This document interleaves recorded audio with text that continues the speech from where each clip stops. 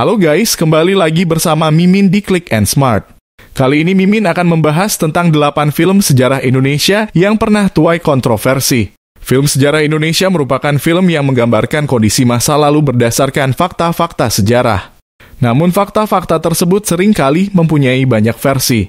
Mulai dari versi pemerintah yang sering dianggap sebagai sejarah resmi, sampai versi yang didapatkan dari penelitian langsung di lapangan dan menemukan versi yang berbeda dengan versi pemerintah. Film-film tersebut hadir sebagai terjemahan dari sumber-sumber tertulis untuk ditampilkan secara visual. Namun tidak semua fakta sejarah tersebut dapat diterima oleh pemerintah maupun masyarakat Indonesia. Film Pagar Kawat Berduri mengisahkan perjuangan para pejuang sebelum masa kemerdekaan Indonesia yang ditahan di penjara Belanda. Para pejuang ini nekat menyuarakan revolusi dari dalam penjara. Dalam film ini dikisahkan seorang bernama Parman yang berusaha melarikan diri dari penjara berteman dengan Koenen, salah satu perwira Belanda dengan niat untuk mencari informasi. Film garapan Asrul Sani ini dilarang tayang oleh Partai Komunis Indonesia karena menampilkan keakraban pejuang Indonesia dengan perwira Belanda.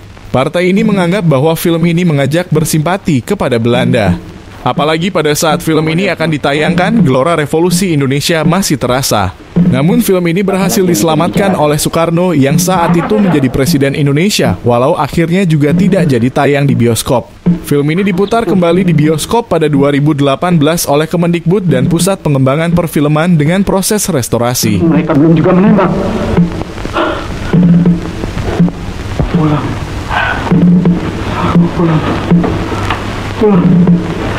Pulang. Aku mau pulang. Aku mau pulang. Aku tidak mau mati.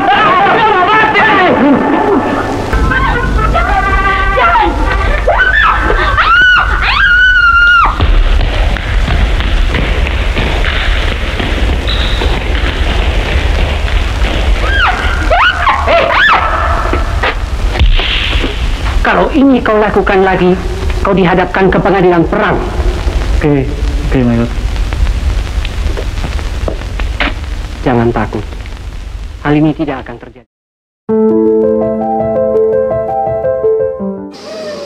Seperti judulnya, film ini menggambarkan kisah pekerja paksa Romusa pada masa penjajahan Jepang di Indonesia pada 1943 hingga 1944. Film besutan Herman Nagara ini dibintangi oleh Rofi E. Prabancana dan A. Hamid Aryaf.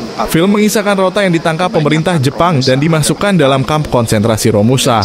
Selama di kamp tersebut, Rota dipaksa bekerja tanpa diberi upah dan disiksa dengan kejam. Film ini direncanakan akan tayang pada 1972. Namun rencana tersebut gagal karena muncul anggapan bahwa film ini akan mengganggu hubungan pemerintah Indonesia, Jepang yang saat itu sedang akrab. Film ini dilarang tayang oleh Departemen Penerangan demi menjaga hubungan diplomasi kedua negara tersebut. Sudah menjadi rahasia umum jika Romusa diperlakukan secara buruk oleh pihak Jepang di masa penjajahan. Tidak ada jaminan kesehatan, pekerjaan yang terlalu berat, dan makanan yang tidak cukup.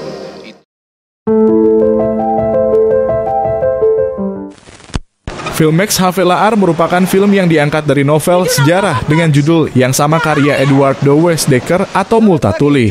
Film ini menceritakan Max Havelaar yang saat itu menjabat sebagai asisten residen Lebak harus menghadapi pemerintah kolonial Belanda sekaligus penguasa lokal.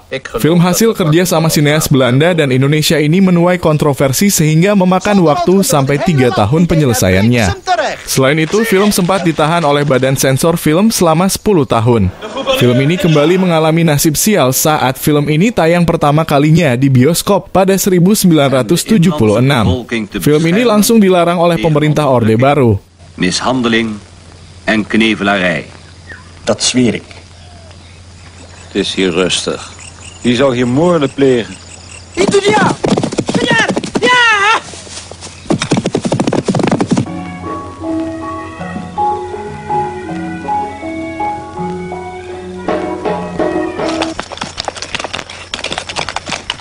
Zijn ze soms ook blij als ze vermoord worden? Dat is een zware beschuldiging.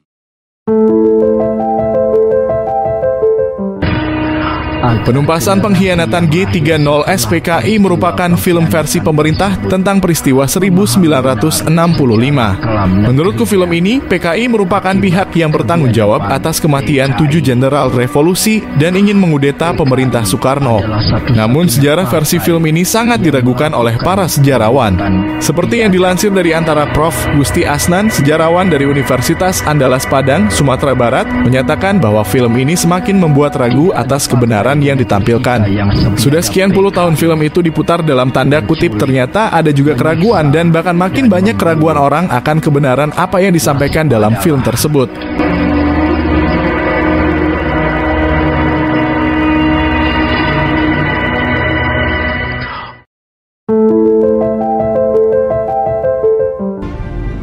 Merdeka 17.805 merupakan film hasil kolaborasi rumah produksi film dari Jepang dan Indonesia. Film ini diadaptasi dari kisah nyata tentang perjuangan sejumlah tentara Jepang yang turut andil dalam perang kemerdekaan Indonesia. Film ini menjadi salah satu film kontroversial karena menampilkan adegan perempuan Jawa tua mencium kaki tentara Jepang. Adegan ini dianggap menghina martabat orang Indonesia dan membuat film ini tidak begitu laris di Indonesia karena politik. Walaupun begitu, di Jepang sendiri film ini mendapat sambutan yang cukup baik.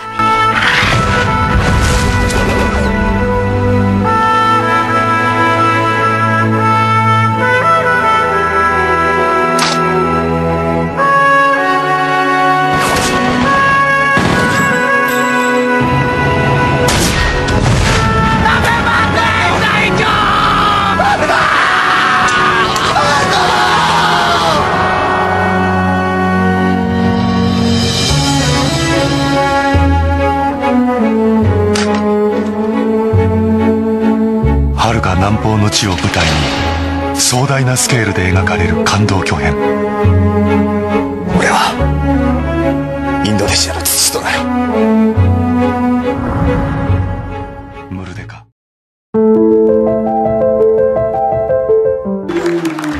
The Act of Killing merupakan sebuah film dokumenter dan menceritakan sejarah Indonesia yang terjadi setelah kemerdekaan Indonesia. Film hasil kerjasama antara sineas Denmark, Inggris, dan Norwegia ini menampilkan kisah tentang PKI. Bukan tentang kekejaman PKI, The Act of Killing menyorot para pelaku pembunuhan anti-PKI yang terjadi selama 1965 sampai 1966. The Act of Killing disambut dengan baik oleh penonton dunia, bahkan masuk dalam nominasi Best Documentary Feature Oscar 2014. Sayangnya, tema yang cukup sensitif ini nggak bisa diterima oleh pemerintah Indonesia. Walau nggak tayang secara bebas di bioskop, The Act of Killing akhirnya ditayangkan atas inisiatif masyarakat secara tertutup.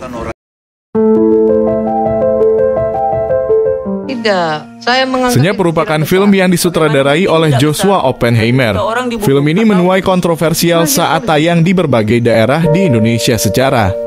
Sebab film ini menampilkan para pelaku dan algojo pembantaian massal simpatisan PKI di beberapa tempat dan berbeda dengan sejarah versi pemerintah. Film ini juga menampilkan ormas-ormas yang terlibat dalam peristiwa kelam tersebut.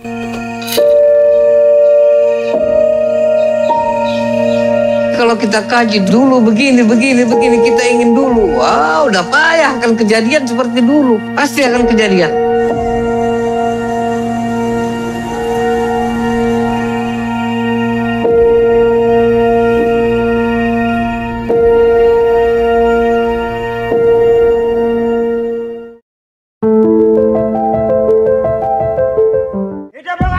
Film Soekarno, Indonesia Merdeka sebenarnya nggak benar-benar dilarang tayang di Indonesia. Namun sebelum ditayangkan pada Desember 2013, film ini sempat menimbulkan kontroversi antara MVP Pictures dan salah satu anaknya Soekarno, yaitu Rahmawati Soekarno Putri. Awalnya, Rahmawati setuju untuk mengawasi proses produksi Soekarno, Indonesia Merdeka. Namun di tengah proses produksi, Rahmawati enggak setuju dengan pemilihan Aryo Bayu dan penggambaran Soekarno di film. Rahmawati bahkan sampai meminta Soekarno, Indonesia Merdeka enggak ditayangkan di bioskop dan mengajukan gugatan kepada MVP Pictures. Pada akhirnya gugatan Rahmawati dibatalkan pengadilan pada Agustus 2014. Sama dengan ibu.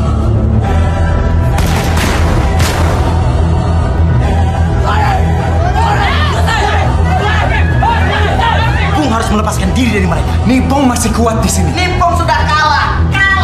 Mereka masih punya senjata. tuan untuk tanah kita sendiri.